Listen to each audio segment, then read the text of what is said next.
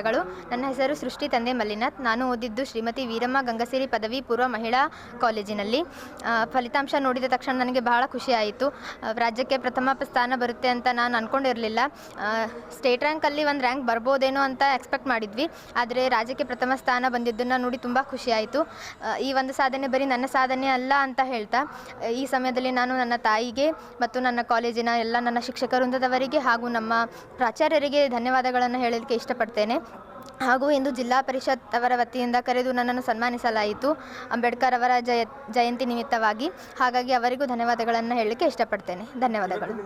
ಶಿಕ್ಷಣ ಅನ್ನೋದು ಪ್ರತಿಯೊಬ್ಬ ವಿದ್ಯಾರ್ಥಿಯ ಹಕ್ಕು. ಅದನ್ನು ಎಲ್ಲರೂ ಪಡೆದುಕೊಂಡು ತಮ್ಮ ಜೀವನದ ಹಾದಿಯನ್ನು ಸುಖಕರವಾಗಿಸ್ಕೊಳ್ಬೇಕು. ಹಾಗೆ ಇಲ್ಲಿ ಭೇದ ಭಾವ ಇಲ್ಲ.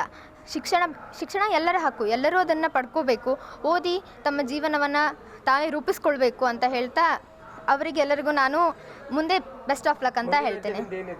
ಕಂಪ್ಲೀಟ್ ಮಾಡಿ UPSC ಕೋಚಿಂಗ್ ತೊಗೋಬೇಕು ಅಂತ ಪ್ಲ್ಯಾನ್ ಮಾಡಿದ್ದೀನಿ. ಇನ್ನೇನಾಗುತ್ತೋ ನೋಡಬೇಕು.